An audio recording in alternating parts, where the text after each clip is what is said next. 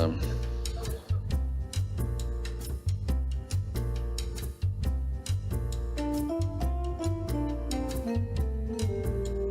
Oh, Roy, Yes, ma'am. I apologize when You we have were nothing to apologize to. turning in.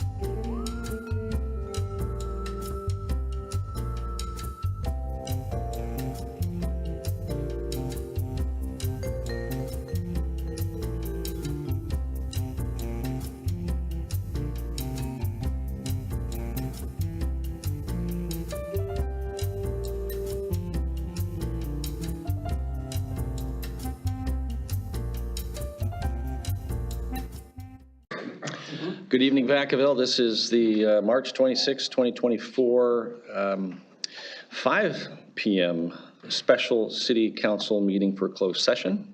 Do I have a roll call? Councilmember Silva? Here. Councilmember Chapman? Here. Councilmember Roberts? Here. Councilmember Wiley? Here. Vice Mayor Ritchie? Here. Mayor Carley? Here. Oh, and Councilmember Stockton, would you like to join us tonight? Down there. That's right. We're all here, one remote. And with that, I'm going to open up for public comment on this closed, that one, yes, for closed session. Anyone? I don't see anybody in the room, so I'm going to go ahead and close it, and we're going to go into closed session, and we'll be back for our regular scheduled meeting.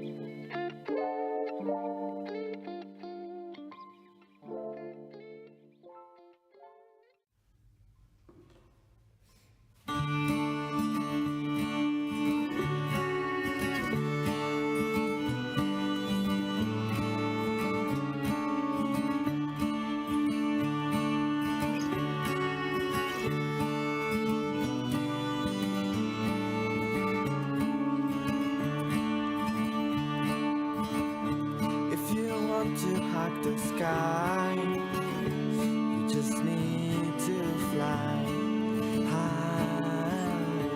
It will be good for a while, but at the end of time, I will be on your side. Whoa, please don't go too far. Whoa, please don't go too far. If you want to travel miles, pack your dreams and thrive outside. I will be here for advice while you get into the wild. Whoa, please don't go too far. Whoa, please don't go too far.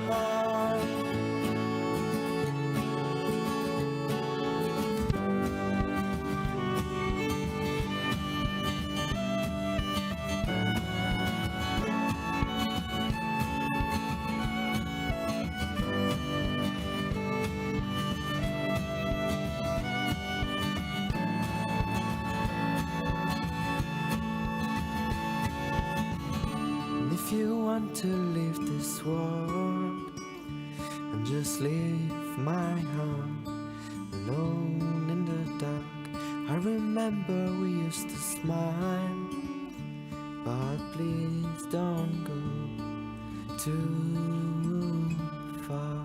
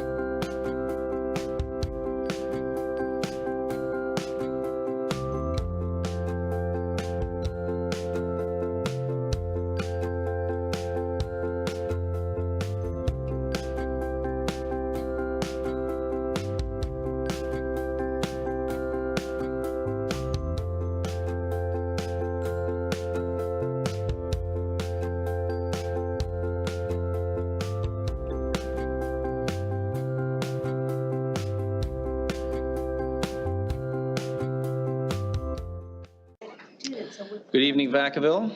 This is the March 26, 2024 regularly scheduled City Council meeting at 6 p.m. Have a roll call. Council Agency Authority Member Stockton. Here. Silva. Here. Chapman. Here? Roberts. Here. Wiley. Here. Vice Mayor, Vice Chair Ritchie. Here. Mayor Chair Carly. Here. And if you are able, please stand for a moment of silence.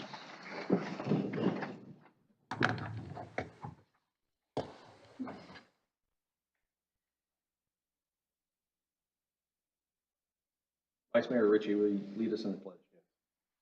I pledge allegiance to the flag of the United States of America and to the republic for which it stands, one nation, under God, indivisible, with liberty and justice for all.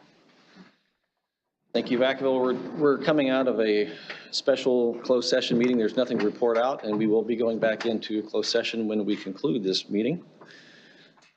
With that, do I have any changes to tonight's agenda? No, we do not, Mr. Mayor.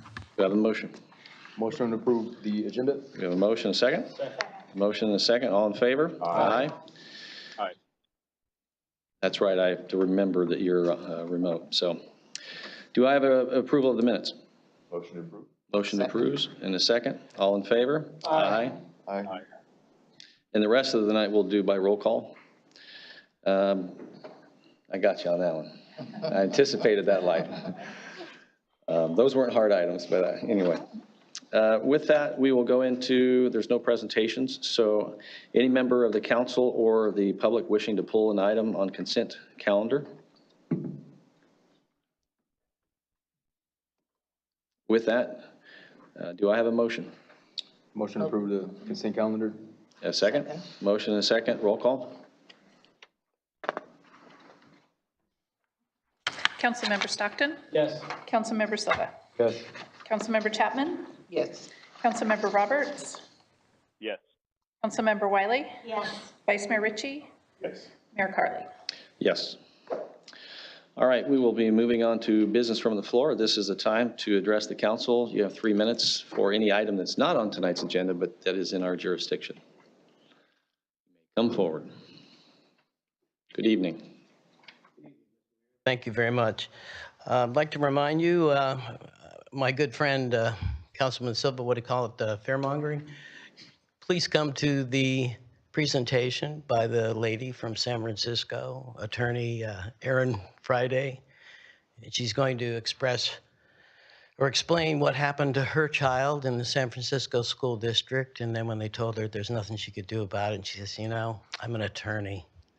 She is a key member of the San Francisco Democrat Party we have common ground with. So tonight, Friday night's dinner, she initiated the petition to protect our kids, and we're trying to get that onto the ballot to let the citizens vote for this initiative to protect the kids.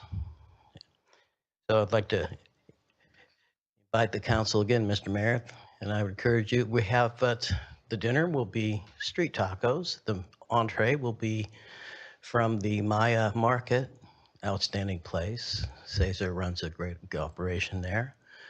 And there'll be desserts, etc. But the main thing is to come here Erin Friday. She has a great, well, not a great story, but an important story to tell and explain the initiative. Thank you. Thank you.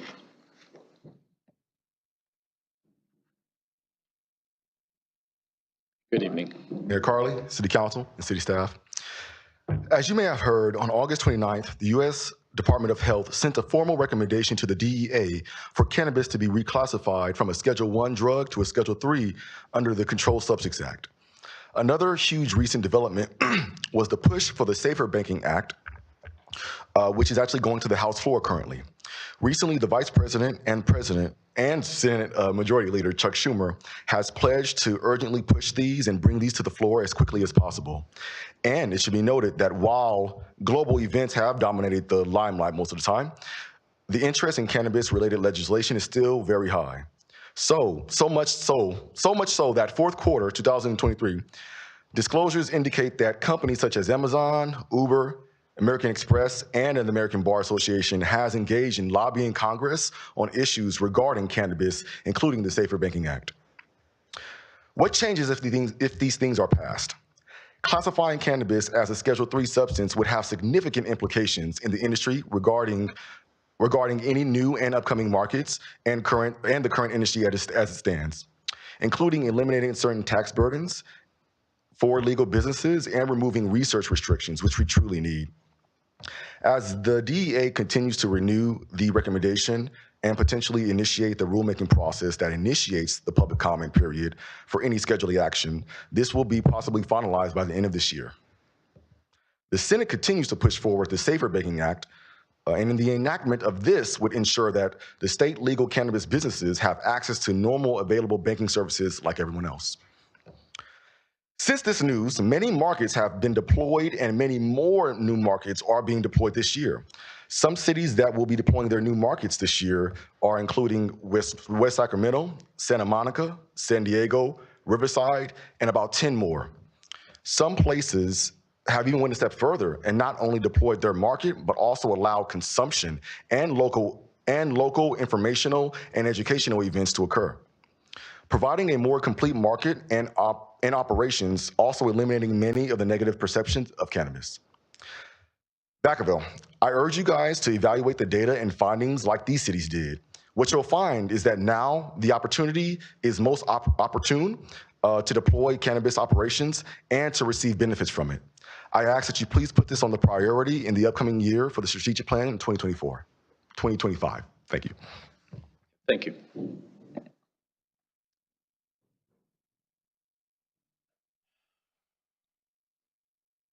Good evening. Good evening. Here we go again. First of all, I'd like to thank the council a month ago whenever you put in the moratorium on the BESS installations. And I noticed that, I don't know, a week later, the reporters got the big story in there about, oh my gosh, you know, the state law may override our city or the county's moratorium. Okay, you knew that you were discussing that the night that you approved it. Be ready to fight them. Because, for example, our assembly member and our state senator both voted for that bill. I think it was AB 205.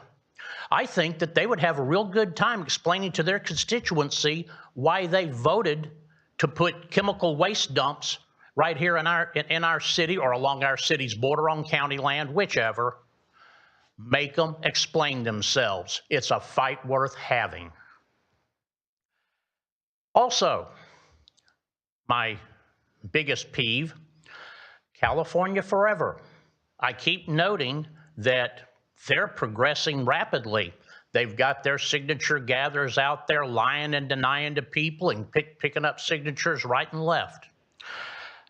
The public is entirely uninformed about what's going on. If you notice, the only news of it comes in the reporter, and not very many people read it. Most people go home from work in the afternoon, they kick off their shoes, and they assume that their city government and their county government are taking care of whatever needs to be done. They have no idea of what's going on.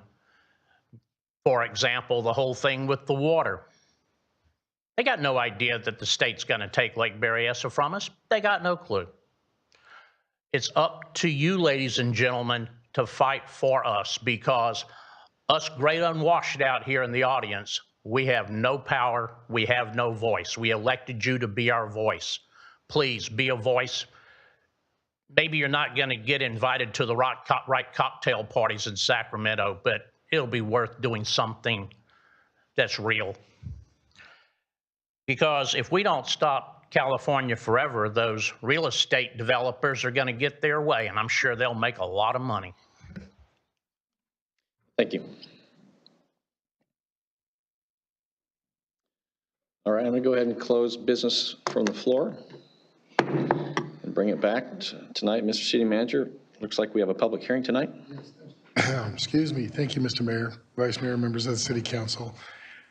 This first item is approval of the Vacaville Housing Authority Housing Choice Voucher Plan. And we have our team of Tamara Colden and Celinda Aguilar Vasquez to make your presentation tonight.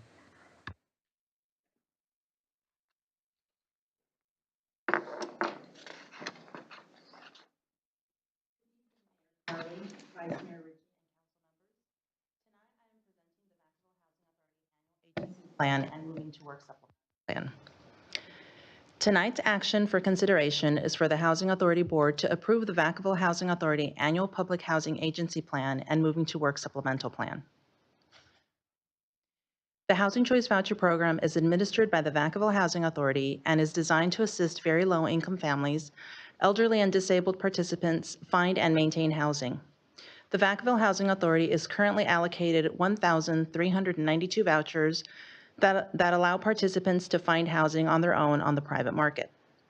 The Vacaville Housing Authority pays out approximately $12.6 million in rental subsidy into the local economy each year for rent payments. As a condition to continue to receive funding, the Vacaville Housing Authority must submit an annual plan each year to discuss the progress made towards the goals of the 5-year agency plan. The Vacaville Housing Authority is required to submit an annual Moving to Work supplemental plan in addition to the annual agency plan. The annual plan includes responses to all the elements listed here, such as new activities planned for the year and comments from the Resident Advisory Board who have reviewed the plan. This year, in the annual agency plan, you will see the activities planned as being a Moving to Work agency plan. In the Moving to Work supplemental plan, you will see items listed here and include Moving to Work waivers and associated activities planned by the Vacaville Housing Authority and public comments to the plan. The plan mirrors what was submitted to HUD last year and includes activities such as triennial recertifications for participants who receive at least 90% of the income from a fixed source, and a landlord incentive program that includes combining activities such as establishing a damage claim fund for landlords, vacancy loss payments for non-project-based units, and incentive payments for new units. In preparation of the plans, the Vacaville Housing Authority held a Resident Advisory Board meeting on February 27th to review and provide comments on the plans. In addition, the plans were made available on the city's website for the public to review for the 45-day public comment period leading up to tonight's hearing. The Housing Authority Board is being asked to hold the required public hearing and, following the public hearing, consider approval of the plans. If approved, the plans and required certifications will be submitted to HUD by the April 17th, 2024 deadline.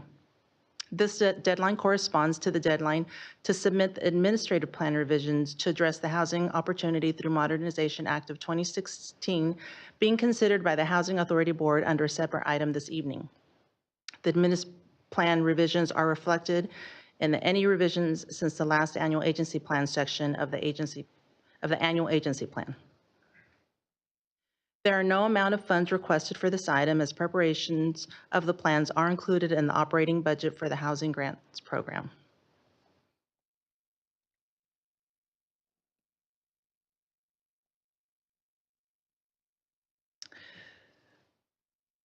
We received comments from board member. I do apologize. With that, I'm happy to answer any questions or comments from the board or from the public and accept any comments to the plan. Thank you, appreciate it. I don't see any questions. I want to ask, I see one. Councilmember Wiley. Thanks for the information. And it was amazing to me how much of an impact the HUD dollars had on our local community. What was it, 12.6 million annually, which is a lot.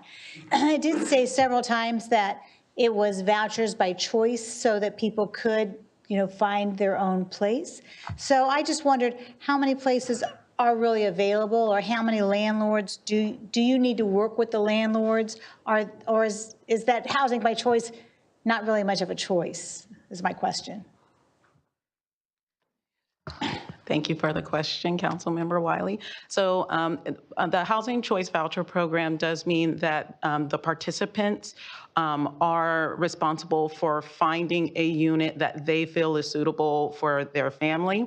Once they identify a unit, then we will approve the unit, make sure that it falls within the eligible rent that they're able to pay.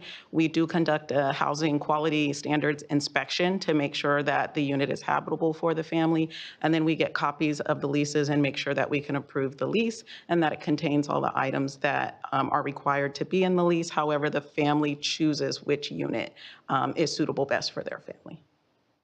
Right, and then the second question, we have X amount of vouchers. And like once a person has a voucher, as long as they stay within the limit of the, income and things like that, they continue the voucher from year to year. So each year, are there very many vouchers available to new people, or are they very limited? So that's correct. So as long as the family remains eligible, so the Housing Authority is required to do an annual recertification process to ensure that the family is still eligible to receive assistance. And as long as they're eligible, then that voucher is not available for another family. Thank you. Councilmember Chapman. Thank you. To go along with Councilmember Wiley's question, so when we announced that we're closed, the waiting list is open. There have been years where we've gone from year to year to year with no new individuals, no new vouchers because the list is closed, or we may have a few to come in. So from year to year, what percentage of new housing opportunities do we afford our people of Vacaville? Good question. I'm going to repeat the question to make sure I'm understanding what you're asking. So even though the wait list is closed, there are still people on the waiting list that we work through, and we do have open vouchers available to issue to those families that are on the waiting list. So the short answer is all of our current vouchers are not being utilized. So even though the wait list isn't open, we have vouchers that we can give to people currently on the waiting list. As far as the particular, we call them utilization numbers, we don't have that prepared for you tonight, but we can send you over that information first thing tomorrow so that you'll have that information to review. I think that would be some good information to have. Yeah, thank you. Thank you. Councilmember Roberts, do you have any questions? I do not, thank you. Okay. I'm going to open up to the public for comment. Comment on this item? Yes. Good evening. Good evening. Hi, can I talk to them? Well, you asked me. Okay. I'd like to know what's the parameters of like creating new vouchers for new people coming in. So I understand that there are some new vouchers per year that comes in for new applicants, but what determines how many vouchers we get per year? And is there a way to reutilize the vouchers that people have that they either don't need anymore or not utilizing for years on end to be utilized by someone else who might need it more immediately? Yeah, thank you. So if you can answer that question, it is a good question. I think it's important. And if I understand it correctly, we actually have vouchers that we don't use. So if you could answer that based upon this gentleman's question. Yes. So we do have vouchers that are available for us to utilize for new participants, so people currently on the waiting list. And so what we do is we do eligibility determinations on a rolling basis. So for instance, in the last 30 days, we've pulled approximately about 60 applicants off of the waiting list and conducted eligibility appointments for those persons who were on the waiting list and then issued vouchers for them to search for units. So we do conduct eligibility appointments or eligibility determinations on a rolling basis to make sure that we're trying to utilize all the vouchers that we have to utilize. The second question being, how do we get more vouchers? So whenever HUD has an opportunity for new vouchers, whether that's special vouchers or additional regular HCV vouchers, sometimes it's competitive and it requires the Housing Authority to submit an application. And then sometimes those are just allocated based on a HUD calculation and determination. And so for an example, most recently, the Vacaville Housing Authority received 6 what they call fair share vouchers. And so now the Vacaville's Housing Authority number of vouchers increased by 6 vouchers because it was allocated to the Vacaville Housing Authority. And then the second part of the question on how do we reuse vouchers if someone's no longer utilizing it. So if it's determined that someone is no longer eligible for assistance, either they no longer need it because their income has increased to where the Housing Authority is no longer assisting them, or through other means that family is no longer eligible to receive assistance, then that voucher goes back into the Housing Authority's bank of unused vouchers to reissue to a new family. And then I'll just add to that. I know that it's hard to estimate this, but about how many vouchers are available today, and if there is an average, how many do you process monthly? I think this helps give an idea of how busy you are. So we have approximately about 200 vouchers that are not being utilized, but that number can increase or decrease depending on how many vouchers turn over in any given month. We usually try to conduct about 25 eligibility appointments every other week in the month. We don't want to put too many vouchers on the street at one time because the limited amount of vouchers available, we don't want everyone competing, limited number of units available. We don't want everyone competing for the same units. And then there's a time frame for a family to use a voucher. So they have an initial 60 days. And then if they're not successful in that 60 days, they can request an extension of the voucher for an additional 60 days. So we try to keep them rolling so that we don't do one mass pool and now there's hundreds of vouchers on the street at one time competing for the same units. Thank you. Councilmember Chapman. Thank you. It's closed. It's closed. Oh, okay. You want me to wait? No, you have the floor. Oh, okay, thank you. If you have approximately 200 vouchers available now, about how many names or individuals do you have on your waiting list? Yeah, so currently on the VHA HCV waiting list, there's a little over 200 names on the list. And as you might remember, we recently opened opened the waiting list from February 27th to March 11th. That sounds right. And with the goal of placing an additional 400 applicants on that list. So that we have about a 2.5 year period to work through and make sure we assist everyone before we have to reopen the list and get more names on the list. We received over 7,000 applications from the time during that period while it was During the time that it's closed, over 7,000? No, during that time period it was open. So from February 27th to March 11th, we received over 7,000 applications. Thank you. Been busy. So, well, I thank you for this presentation, and I do believe that there's an action item tonight to approve the Vacaville Housing Authority Annual Public Housing Agency Plan and Moving to Work Supplemental Plan. Do I have a motion? Motion to approve. We have a motion and a second. A roll call. Councilmember Ritchie? Yes. Councilmember Silva? Yes. Councilmember Chapman? Aye. Yes. Councilmember Roberts? Yes. Councilmember Wiley? Yes. Councilmember Stockton? Yes. Mayor Carley? Yes. Well, thank you for that, and continue the good work that you're doing. And I realize that there's a lot of details, but it's work that does definitely help our community. So thank you. Mr. City Manager, I think we have one item for business tonight. Excuse me. Yes, Mr. Mayor. This next item, our housing team will walk you through a variety of different amendments to the housing plan. And so with that, I'll turn it over to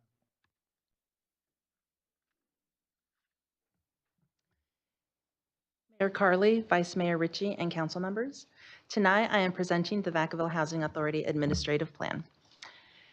Tonight's action for consideration is for the Housing Authority Board to approve the Vacaville Housing Authority Administrative Plan to implement the Housing Opportunity Through Modernization Act, HOTMA, and national standards for the physical inspection of real estate, INSPIRE, and other administrative updates. The information on this slide was presented in the agency and Move to Work supplemental plan presentation. The Vacaville Housing Authority must adopt an administrative plan that establishes local policies for administration of the Section 8 program in accordance with Housing and Urban Development HUD requirements. HUD issues program regulations that the Housing Authority must follow, but also allows housing authorities to establish local policies through the administrative plan. The VHA periodically updates the administrative plan as regulations and other circumstances change, when new programs are added, or when clarification of existing policies is needed. The administrative plan revisions include incorporating the Housing Opportunity Through Modernization Act of 2016, otherwise referred to as HOTMA, and the National Standards for Inspections of Real Estate, otherwise referred to as INSPIRE, which are required updates, and other administrative policies and updates that are consistent with HUD regulations and following the format of the 2023 Industry Standard Model Administrative Plan. The Housing Opportunity Through Modernization Act of 2016 was enacted in July 2016. It was officially published in the Federal Register in February 2023. The changes affect income calculation and reviews and program eligibility. The HUD mandated updates to the administrative plan to include the Housing Opportunity Through Modernization Act of 2016 must be submitted by April 17, 2024, and implemented by January 1st, 2025. The National Standards for the Inspection of Real Estate, INSPIRE, rule replaces the Housing Quality Standards, HQS, and updates the way HUD-assisted housing is inspected and evaluated. The final rule was published in the Federal Register on May 11, 2023.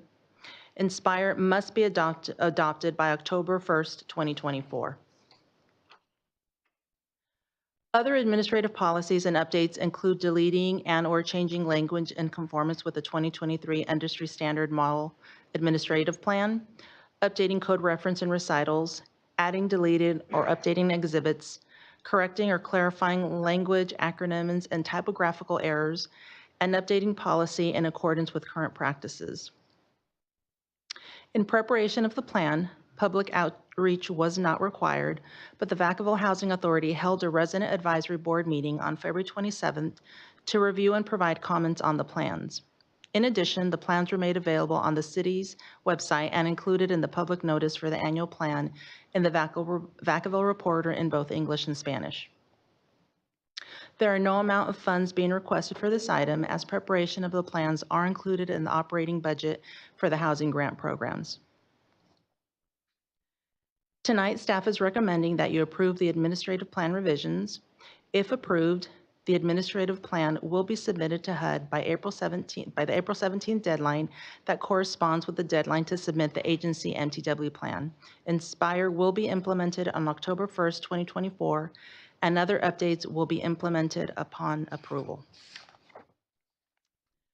We received comments from board member Wiley requesting that human trafficking be included to match with other changes in the section on Chapter 3, page 22, and adding the word reexamination after interim on Chapter 6, page 36 to ensure consistent language is used throughout the document. These comments will be incorporated into the administrative plan once approved. With that, I'm happy to answer any questions or comments from the board or from the public and accept any comments to the plan. Thank you. I don't see, well, I do see a question, and then I do have a comment. Councilmember Silva. I just have a series of questions. I'll just run off and answer to help me clarify. So, like within here, one of the concerns that community has is about, for lack of a better term, slumlords. Property owners that have property that's graffitied with slow response to cover up graffiti, broken windows that aren't, being repaired, that have literally like wooden windows for months now, and other internal issues that's not visible, but things that are internally, that would also include infestation. I moved in furniture to an apartment before, cockroaches falling all over my arm, while the manager's worried about somebody parked in a red zone. And so, which was me, sorry. Anyways, so so what type of, in there, would that be something that this can address or does address, please help clarify that. In addition to that, if tenants aren't, I don't know how to, the political or the correct term to call it, excuse me, but it's essentially tenants that aren't behaving and are where their behavior is detrimental to the community. Are there measures to help hold those individuals accountable?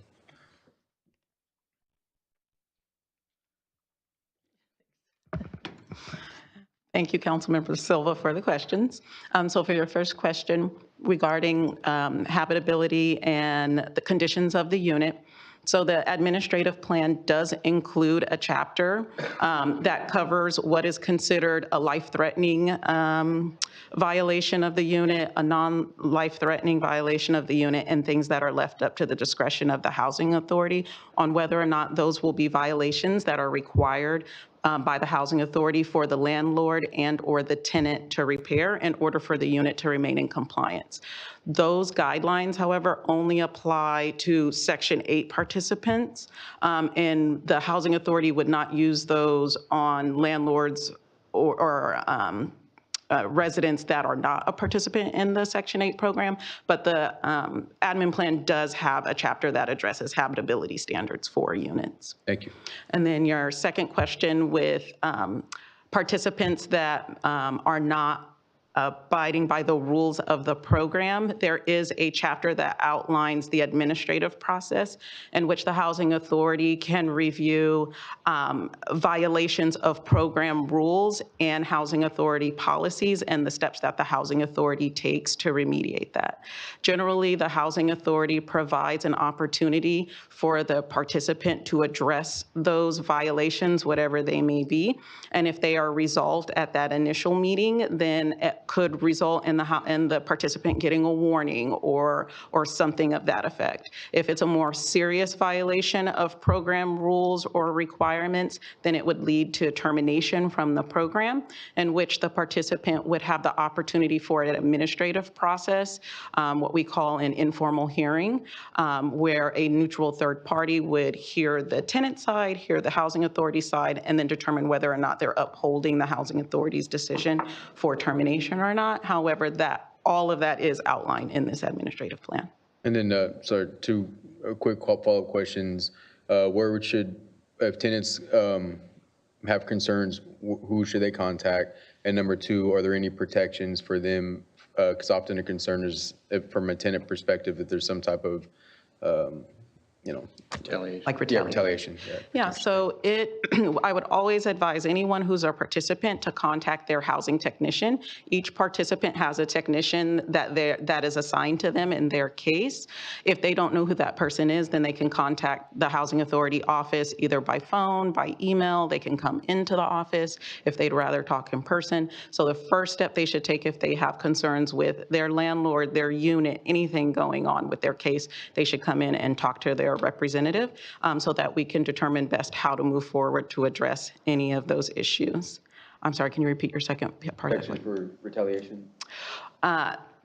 So what we would do is we would advise them of their fair housing rights, and if they have, and we could also assist them in contacting Legal Aid of Services of Northern California or Legal Aid Northern California, which is, and then we could also help them with submitting a fair housing complaint directly to HUD if they feel that it needs to be addressed that way. But the best thing they could do is come in and talk to their technician and let the technician kind of move forward with how to address any issue or any concerns going on with their case. It's definitely within the role description of the technician to help resolve any issues that might be going on with their case. Councilmember Wiley. Just listening to the questions raised about, working with landlords and issues with the landlords, and reading the information about all the things that you have to do before anyone qualifies, and then listening to the waiting list.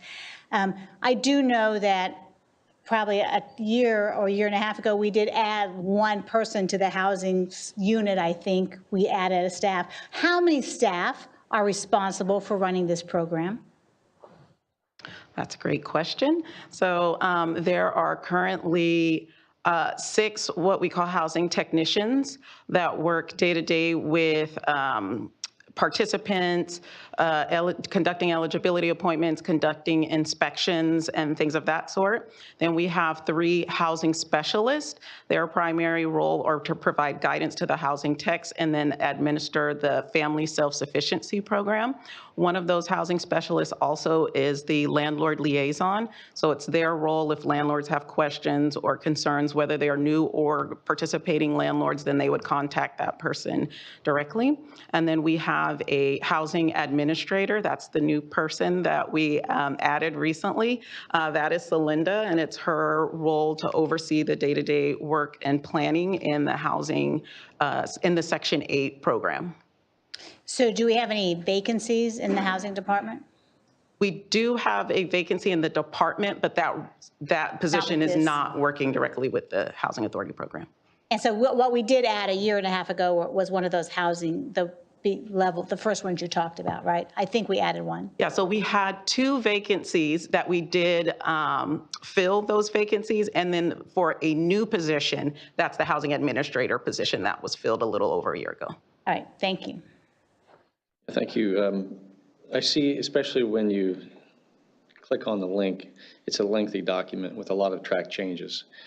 If approved tonight, is your staff prepared to understand all those changes and actually apply them appropriately? So if approved tonight, we do actually have special meetings where we go through the administrative plan changes so that we make sure all staff is aware of any new changes, any new policies that need to be implemented when administering the program. So yes, there is quite a bit of training that comes after this to make sure that all staff is aware of how we need to be administering the program moving forward. Thank you. And knowing that there wasn't a lot of public comment on this prior to the meeting, do you have a plan to make sure that all that you learn, that you communicate with all the participants so that there's no unmet expectations? Because it's a 551-page document. And I don't anticipate that everyone's going to read it, and so people might be impacted by it and not know.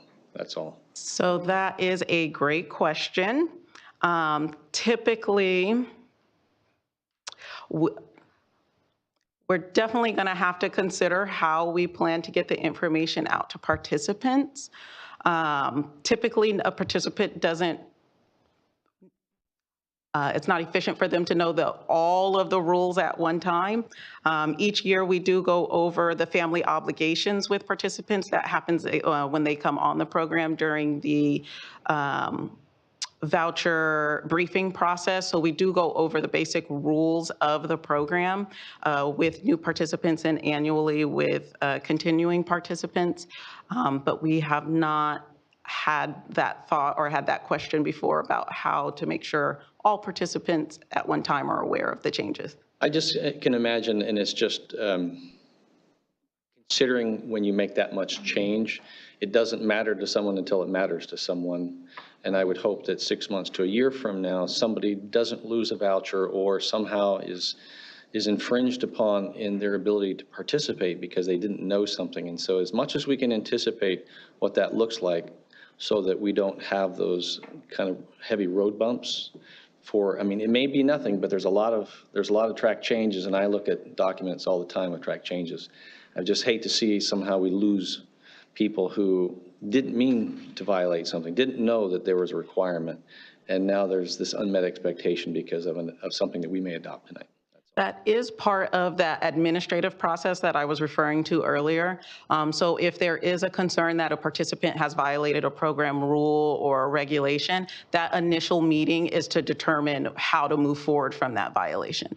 So there are instances where we end up signing a memorandum of understanding of sorts of, hey, you didn't realize that before. Now we all understand what the rules are moving forward. So that is part of that administrative process whenever there is a concern about program violation. Yeah, thank you. Councilmember Roberts, do you have any questions? No,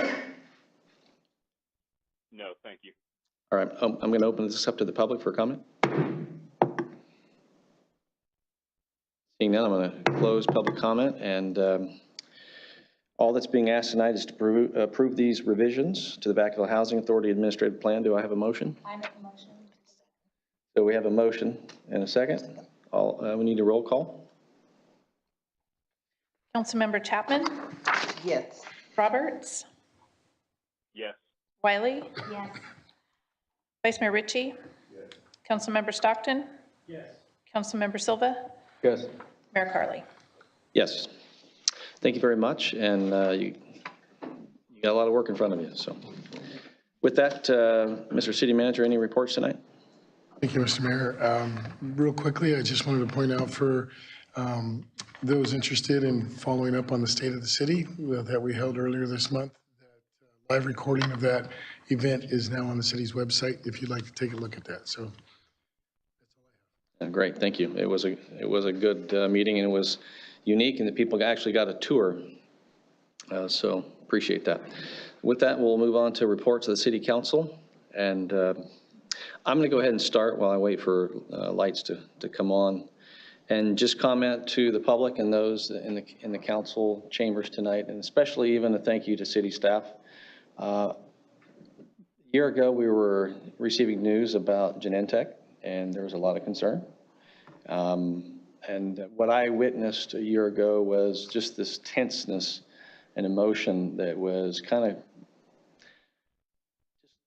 across the entire city. People were talking about it.